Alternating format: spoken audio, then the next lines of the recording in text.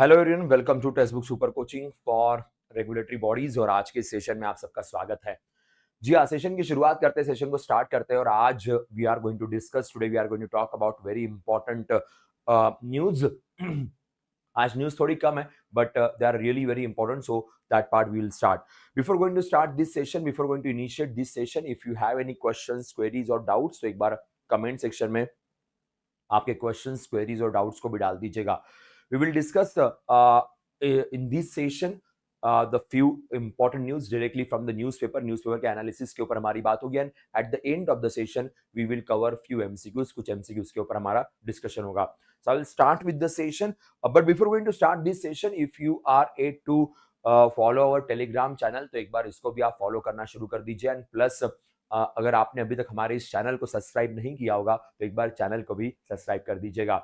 I will start with the session. I will start with the discussion. The first and the most important news is about India's rich list. So wealthiest people of our country. The list is being recently published by Forbes magazine. Forbes magazine published this list. So according to this list, Mukesh Ambani is India's richest person with a net worth of 119.5. Whereas on the second number, you can see the Gautam Adani is $116 billion. And on the third number, Savitri Jindal, she is the chairman of OP Jindal Group, 43.7 billion. So she was at number 4 earlier, now become the number 3. And she recently won the election in Haryana also. So politician we can call her. Then Shiv Nadar, the founder of HCL Technology, his daughter is right now chairperson of HCL. And then Dilip Sanghvi. So they are the top wealthiest people from India according to the Forbes magazine. I'll do one thing. We'll go to the whole list which is given by the Forbes magazine. We'll try to open the website of Forbes. So India's 100 richest 2024 is the name of the list which is given by the Forbes magazine.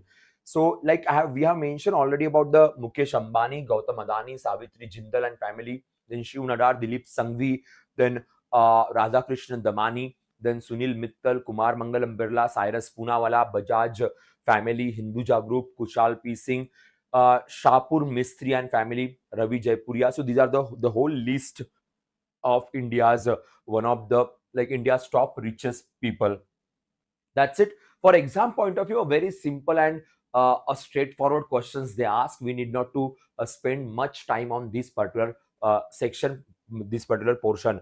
The one thing which we should know also, that the income of these people will be depending on the valuation of their companies. जिस किसी company के shares इनके पास है, जिस company के साथ ये associated है, उन कंपनीज के शेयर्स के वैल्यूएशन के हिसाब से उनके इनकम को आपको जज करने को मिलेगा, आपको देखने को मिलेगा। तो ये भी एक फैक्टर याद रखिएगा। Now the next news is very important. Government considers seed funding for shipping insurance entities. Shipping insurance entity. But before talking about shipping insurance entities, I need to discuss about this concept called as a seed funding. Because what government is saying, government is thinking to create a seed fund for shipping insurance companies. So ऐसी companies जो shipping industries में या shipping companies को insurance provide करेगी, अगर आप ऐसी company create करते हो, अगर आप ऐसी इंस्टीट्यूट क्रिएट करते हो, तो गवर्नमेंट आपको सीड फंड प्रोवाइड करने के लिए रेडी है. So what exactly the seed fund means? Seed fund basically एक इनिशियल फंड होता है किसी भी कंपनी को क्रिएट करने के लिए. सपोज मेरे पास बड़ी अच्छी आइडिया है, उस आइडिया को एग्जीक्यूट करके कंपनी बनाने के लिए I need certain amount of money, उसे सीड फंड कहते हैं. सीड फंड शायद बिलियंस ऑफ डॉलर्स या मिलियंस ऑफ डॉलर्स का नहीं रहेगा. सीड फंड शायद बहुत छोटा रहेगा, बिकॉज आप बस आइडिया को एग्जीक्यूट कर रहे हो. जब कंपनी प्रॉपरली काम करना शुरू करेगी, फिर राउंड्स ऑफ फंडिंग होती है, जिसके बदौलत आप पैसा मार्केट से उठा सकते हो. तो सीड फंडिंग का मतलब है एकदम इनिशियल स्टेज पे आपको फंड प्रोवाइड किए जाएंगे. अब गवर्नमेंट ऑफ इंडिया क्या कर रही है? गवर्नमेंट ऑफ इंडिया का ये कहना है कि ऐसी कंपनीज जो शिपिंग इंडस्ट्रीज को इंश्योरेंस प्रोवाइड करने के लिए कुछ पॉलिसीज क्रिएट करना चाहती है. ऑलरेडी हमारे देश में ऐसी इंश्योरेंस कंपनीज है जो मराइन इंश्योरेंस या शिपिंग इंश्योरेंस प्रोवाइड करते हैं. और अगर कोई स्टार्टअप कंपनीज रेडी होना चाहती है तो उनके लिए गवर्नमेंट सीड फंड प्रोवाइड करने के लिए रेडी है. That means government of India is very active about the shipping industry. अगर आपको याद होगा, कुछ दिनों पहले हमने डिस्कस किया था ग्रीन शिपिंग वाला कंसेप्ट, उसके लिए डेनमार्क के साथ एग्रीमेंट साइन हुआ है. इसके अलावा शिप बिल्डिंग कंपनीज इंडिया में क्रिएट करने के लिए गवर्नमेंट ऑफ इंडिया पुश कर रही है. इवन जो अलग अलग कंट्रीज की कंपनीज है, शिपिंग कंपनीज, उनको इंडिया में एफडीआई के लिए हमने पूरा मार्केट ओपन कर दिया, 100% एफडीआई हमने दे दिया। तो शिपिंग इंडस्ट्री को लेके इंडिया बहुत ज्यादा सीरियसली सोच रहा है ताकि फ्यूचर थोड़ा स्ट्रांग बन सके। यही फोकस यहाँ पे गवर्नमेंट का, इसीलिए जो इंश्योरेंस कंपनीज भी होगी शिपिंग के अंडर काम करने वाली, उनको भी सीड फंड प्रोवाइड करने की बात गवर्नमेंट यहाँ पे कर रहा है। अब ध्यान दीजिए, हमारे पास जो मराइन इंश्योरेंस है, या जो हम बात करते हैं सी में जो ट्रैवल करने वाले इंश्योरेंस, उसमें अलग अलग टाइप के इंश्योरेंस होते हैं। सो मराइन कार्गो इंश्योरेंस, तो जो भी सामान हम बाय सी भेजने वाले, तो उसका इंश्योरेंस बन जाता है। देन सिर्फ कार्गो इंश्योरेंस भी बनेगा, फ्रेट इंश्योरेंस बन जाता है, देन लायबिलिटी इंश्योरेंस पूरे शिप के हिसाब से और शिप के सामान के हिसाब से, तो ये बहुत बड़े लेवल पे बनेगा। हल insurance only about the ship, जिस शिप से आप ट्रैवल कर रहे हो बस उसी शिप का इंश्योरेंस भी क्रिएट हो सकता है। एंड पोर्ट रिस्क कवर, बहुत सारे पोर्ट होते हैं, पोर्ट पे शायद आपका सामान जल्दी ना पहुंचे, पोर्ट पे शायद कुछ इश्यू हो जाए, तो पोर्ट रिस्क इंश्योरेंस भी कवर हो सकता है। ये सारे इंश्योरेंस पॉलिसीज क्रिएट करने का फायदा या रीजन ये है कि जो इंपोर्ट एक्सपोर्ट है, या इंडिया के पोर्ट्स के थ्रू, इंडिया के शिपिंग इंडस्ट्रीज के थ्रू जो भी इंपोर्ट एक्सपोर्ट होगा वो स्ट्रांग होना चाहिए। देखिए वर्ल्ड में क्या है कि चाइनीज शिपिंग कंपनीज बहुत स्ट्रांगली काम करती है। वर्ल्ड में ऑलमोस्ट हर कंट्री में चाइनीज शिपिंग कंपनीज के ऑफिसेज दिखाई देते हैं। चाइनीज शिपिंग कंपनीज अलग अलग कंट्रीज के इंपोर्ट एक्सपोर्ट को हैंडल करने के लिए हेल्प करती है। इंडियन कंपनीज बहुत पीछे हैं, एंड फॉर दैट पर्पज इसे लॉन्च किया गया है। इस कंसेप्ट को गवर्नमेंट ऑफ इंडिया ने अनाउंस किया है। तो port shipping inland waterway ministry का ये अनाउंसमेंट था। ऑब्वियसली फाइनेंस मिनिस्ट्री भी रोल प्ले करेगी, बिकॉज इंश्योरेंस सेक्टर की बात हो रही है। देन आईआरडीआई के भी नियम यहाँ पे रहेंगे, पर यहाँ पे सीड फंड्स का डिस्कशन हो रहा है कि इन सारे कंपनीज को सीड फंड प्रोवाइड करने के लिए गवर्नमेंट रेडी है। तो एक बहुत अच्छा इनिशिएशन हो जाएगा। Now the next news is from the WTO, World Trade Organization. WTO cuts 2025 global trade growth outlook to 3%. Now WTO, World Trade Organization, everyone knows about that. 1995 में WTO को create किया गया. Earlier it was called as a General Agreement on Tariff and Trade, so उसे convert किया गया. अब क्या है, जो WTO है, हर साल ट्रेड कैसे होगा, हर साल ट्रेड किस तरीके से इंक्रीज होगा, किस तरीके से बढ़ेगा, उसके बारे में एक डेटा प्रेजेंट करती है। Now in 2023 the WTO's data was that trade will be in minus, trade minus में रहेगा क्योंकि कोविड-19 का आफ्टर मैथ था, यूक्रेन रशिया वॉर वाला सीन था, इजराइल हमास वाले सिनारियोस थे, तो it was in negative and it happened like that. In 2024 they talked about 2.6% earlier and then 2.7%. Then in 2025 they were earlier saying कि the trade will be 3.3%, but now they are saying the trade will be 3%. Trade थोड़ा कम हो जाएगा। ये world trade की, global trade की बात हो रही है। Global trade will be slow in year 2023। The reason is that demand will be less, demand थोड़ी कम रहेगी क्योंकि गल्फ वॉर जो है वो अभी भी थोड़ा सा भड़क रहा है। गल्फ वॉर जितना ज्यादा बढ़ेगा उतना ट्रेड से और इश्यूज आने वाले हैं। But in this report the one news is good for us, हमारे लिए एक न्यूज बड़ी अच्छी है। According to them, according to this report, the Korea and India will be the one of the biggest exporter in coming times, ऐसा WTO कह रही है। WTO का रिपोर्ट कह रहा है कि कोरिया, वियतनाम, इंडिया, ये ऐसी दो चार कंट्रीज है जिनसे डिमांड ज्यादा रहेगी और इनकी ग्रोथ होगी। चाइना's growth will be steady or it will go down little bit, ऐसा WTO कह रही है, but India's growth will increase because our pharmaceutical sector, our electronic manufacturing, they are doing really very good job, and that's why the expectations of WTO, especially from Vietnam, India and South Korea, is much better. So this is WTO's report. On this report, what kind of questions can be asked? The questions will be very easy. According to WTO, what are the expectations for 2025 regarding trade growth? These are not GDP numbers, they are the trade numbers. So they global trade numbers, they expect 3% growth, that is they have revised. And for 2024, their current estimation is 2.7%. So that is the scenario. So in India's angle, the news is very positive. We have the PLI, production link incentive scheme, Make in India. They are literally giving the fruits to us these days. So that's a good news for our country. We'll go to the next news. Next news is about the appointment. Okay, it's about the Bandhan Bank. Bandhan Bank is a private commercial bank based in Kolkata. So Bandhan Bank's previous MD CEO Chandrasekhar Ghosh surprisingly resigned from his post. he decided to resign from the post. He was the MD CEO, and surprisingly, he gave the resignation. He's a chairman of the Bandhan groups of industries. He's a chairperson. He will stay as a chairperson, but the new MD CEO will be Parth Sen Gupta. Now, Partha Sen Gupta will be the new MD CEO. That is a simple thing. But one thing I want to tell you, किसी भी bank में MD CEO का reappointment हो या MD CEO का नया appointment हो, RBI की परमिशन रिक्वायर्ड होती है.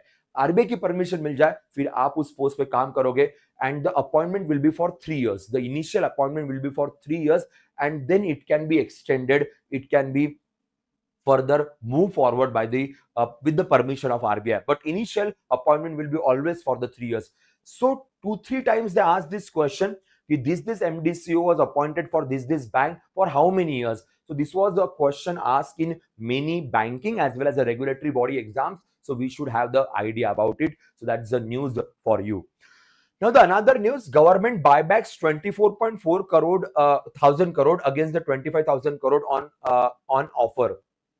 We discussed about this. If you remember, जब RBI ने न्यूज दी थी, RBI gave that news कि गवर्नमेंट ऑफ इंडिया के 25,000 करोड़ के बॉन्ड्स को बायबैक किया जाएगा.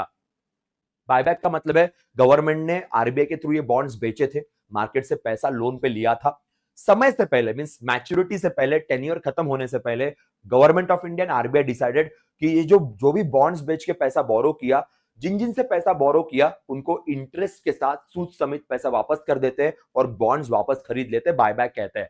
Know why buyback, why tenure के पहले बॉन्ड्स वापस खरीदने? द रीजन इज दैट ना, जब भी गवर्नमेंट ऑफ इंडिया पैसा बोरो कर रही है, इसका मतलब गवर्नमेंट का फिस्कल डेफिसिट बढ़ रहा है. okay? If government is planning to reduce the fiscal deficit, if government is planning for fiscal consolidation, so government पहले ही सारा लोन वापस कर देगी और समय से पहले अपना फिस्कल कंसोलिडेशन या फिस्कल डेफिसिट थोड़ा सा कम कर देगी. और ये नॉर्मली एक रेगुलर प्रैक्टिस है जो गवर्नमेंट ऑफ इंडिया आरबीआई के मदद से करता है. Because RBI is the entity through which these bonds can be sell or these bonds can be purchased. So for the purpose of fiscal consolidation or to reduce the fiscal deficit, government of India with the help of RBI decided this. So they planned 25,000 crore and they achieved 24.4 thousand crore. It's a good number because last time when government of India and RBI planned 25,000 crore, they hardly earned 3 to 4,000 crore. Hardly 3 to 4,000 crore. Okay, so it was a disastrous. But now the things went very good. That 24.4 thousand crore is a good thing. It's a literally good thing because what are the target we kept? So almost we completed the target. So of course government must be very happy, RBI must be very happy, and the focus of fiscal consolidation can be easily achieved now. So that's the better news because if the fiscal deficit is going down, it's always a positive news for the economy, and that is the case here. So remember that point. Now the next thing, government releases 1.8 trillion to states in the tax devolution. Tax devolution is basically when central government distributes or redistributes the tax between the state and center. Central government is collecting the taxes like GST or the income taxes, the corporate tax going to the central government. When central government provides the money to state government depending on the percentage decided by the finance commission, that is called as the tax devolution. So tax devolution's definition is here, and this definition is given by finance commission under article number 280 of Indian constitution. Right now we have 16 finance commission which was recently created. Arvind Pangaria sir is the chairperson of 16 finance commission. NK Singh was the chairperson of 15 finance commission. So as per the recommendation of the 15 finance commission, we providing a certain amount of money to states and we are distributing the money. This time government of India decided to give some advance payment also. So government of India this year is providing advance of 89,086.50 crore. So that money will go to the states. The equal money will not go to the states. The money will go depending on the requirement, depending on the classification given by the finance commission. The highest amount of money will be to Uttar Pradesh, 31,962 crore. Then Bihar, 17,921 crore. Then Madhya Pradesh, West Bengal and Maharashtra. These are the only 5 states getting the numbers more than 10,000 crore. Okay, these are the 5 states getting amount more than 10,000 crore. The rest of the states are getting the lesser amount of money. But again, it will change every time. Whenever the money will be transferred, the amount can be changed depending on the requirement of the state, depending on the classification given by the Finance Commission. So it's a regular practice done by the Finance Ministry, and it was recently or yesterday it was announced by the Finance Minister Nirmala Sitharaman ji. Now the next, there is a World Bank's report, and the World Bank's report is focusing on the South Asia. This report is focusing on South Asia.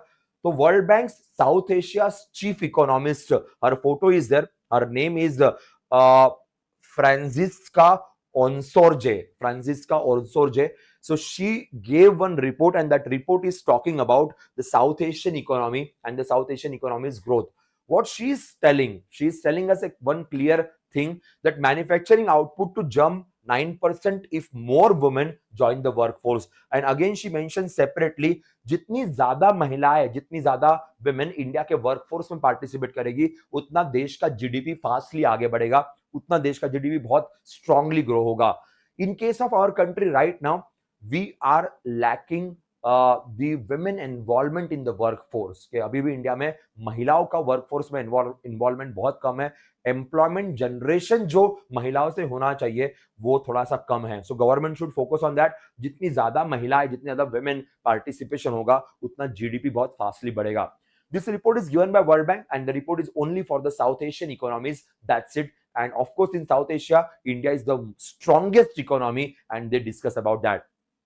One thing is also mentioned by the World Bank regarding Sri Lanka.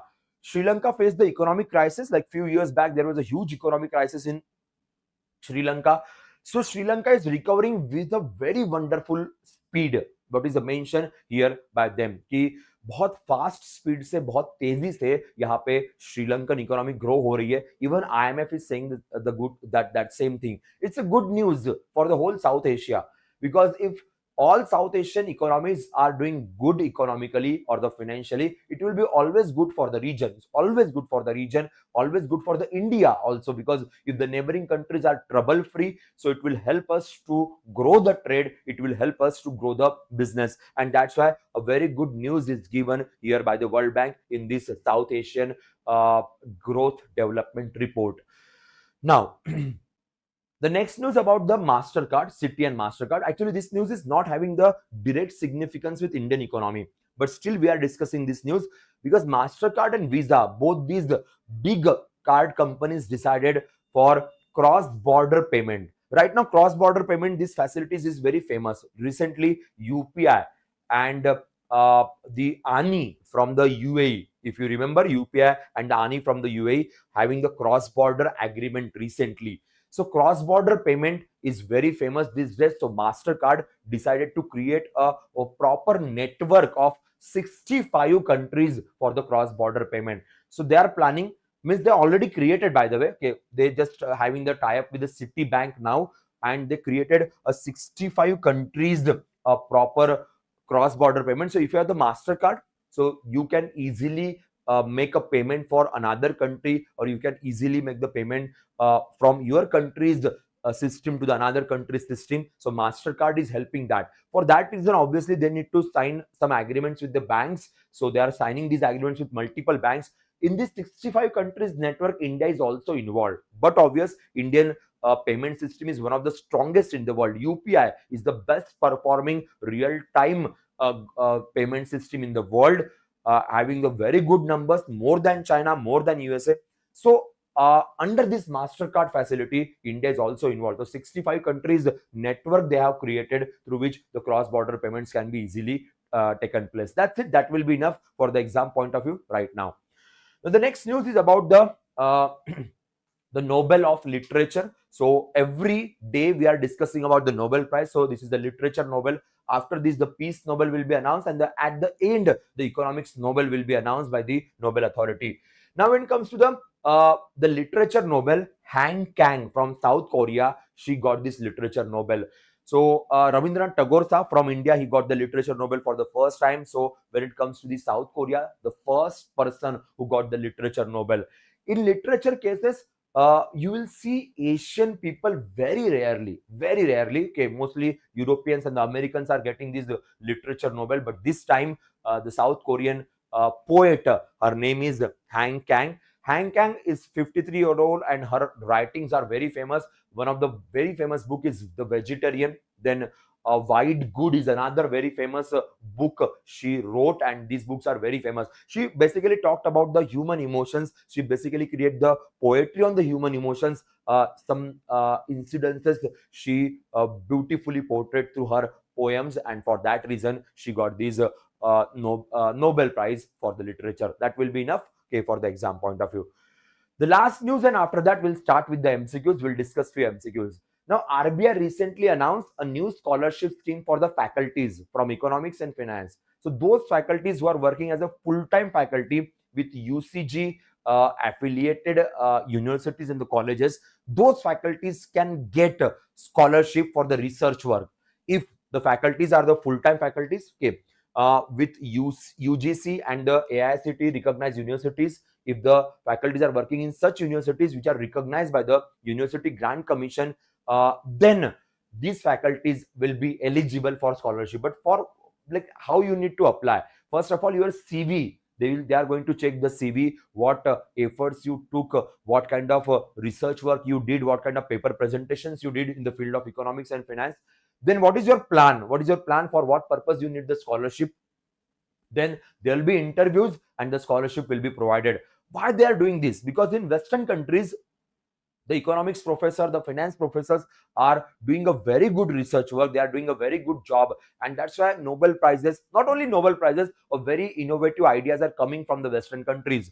India have a huge number of masters in economics, the number of people having masters in economics, PhD in economics, but we are lacking behind some research work. And to promote that, to push that, RBI created this scholarship scheme, and that's the information over here for the exam point of view. Okay, so that was the important news for the day. Now we'll start with some MCQs, and today's MCQs are a little bit different type of MCQs, a kind of a multi-statement and focusing on a different kind of a tone. So I'll start with that. The first MCQ is on your screen, so read the question carefully and then answer.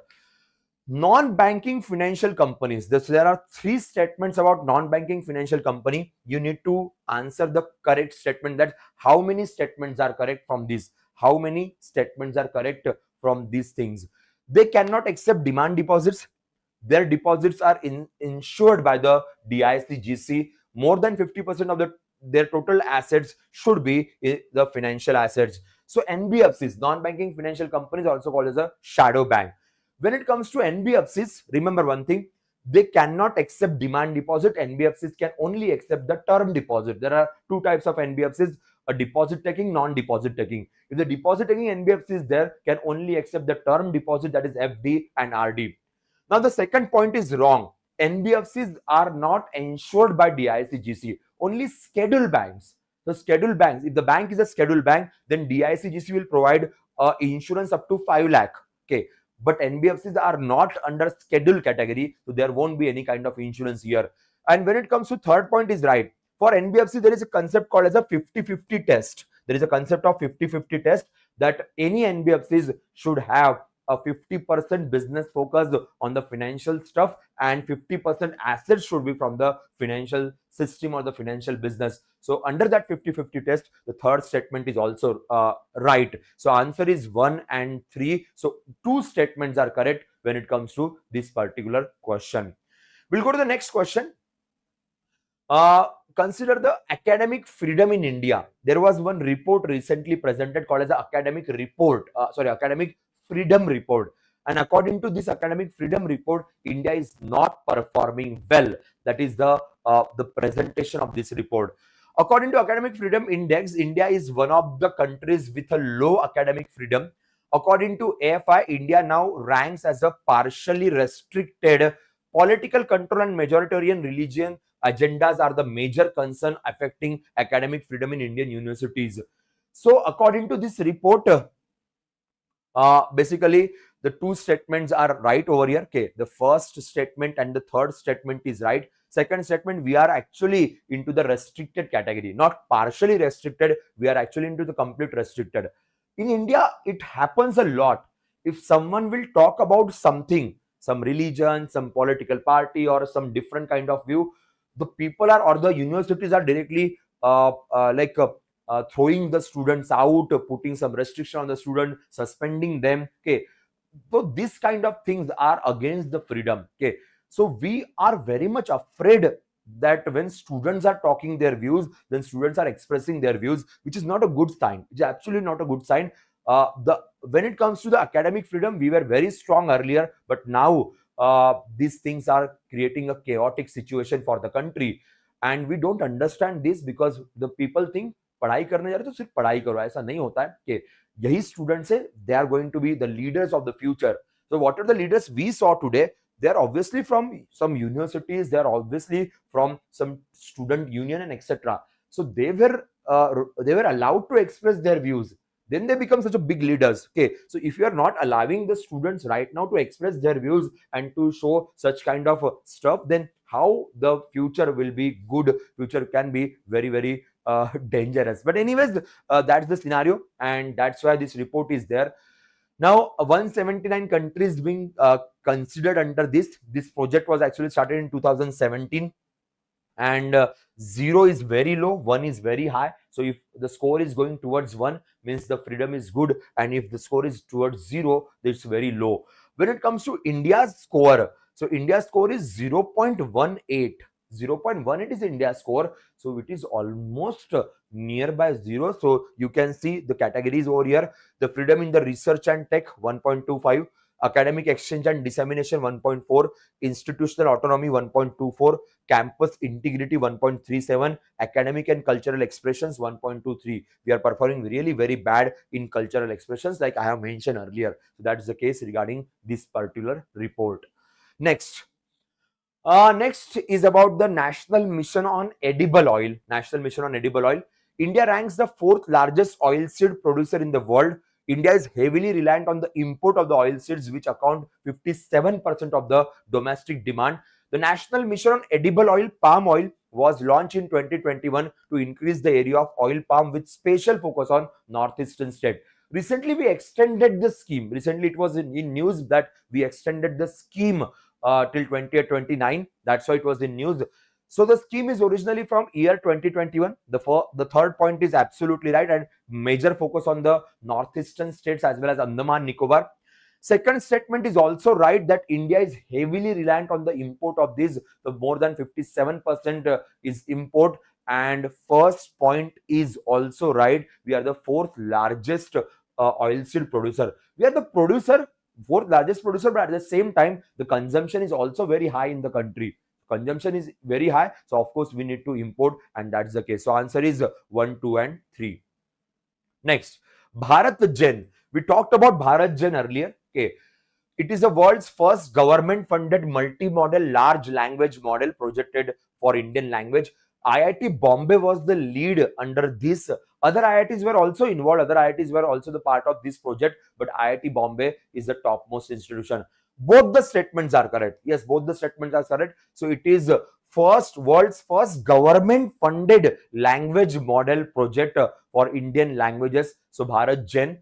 Information Technology Ministry, Science and Technology Ministry is also involved over here, and IIT Bombay played a crucial role for the creation of this Bharat Gen. Yes, answer is both 1 and 2.